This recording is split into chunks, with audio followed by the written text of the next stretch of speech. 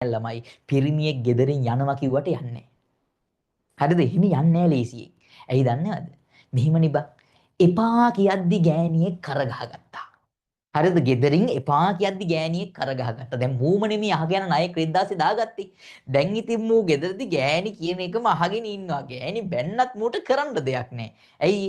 දැන් ගෑණි මිනිහත් එක්ක මොකක් හරි රණ්ඩුවක් දාගෙන රෙදි ටිකක් බෑගේ දාගෙන මම යනවා මේ අම්මලා ගෙදර කියලා ඔන්න දැන් ඉතින් ඒ කියලාගෙන ගිහින් මේ අම්මා අහනවා ඇයි මොකද රුත් එක්ක ඉන්න බෑ ඌ ගන්නවා කියලා. දැන් ඔන්න එහෙම අඬුවාම අවුලක් නැහැ. ඉතින් එන්නකෝ යා මෙහෙ ඉන්න කියලා සේව් කළා. එහෙම තියෙනවා අවුලක් නැහැ.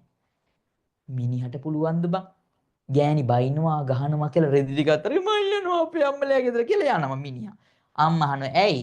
ගෑණි ගහනවා කියලා. ඒ යකෝ මොන විල්ලජ්ජ නැති වැඩක්ද ඒක? එහෙම පිරිමි යන්නේ නැහැ. උග්ගසේන කියන්නේ එහෙම.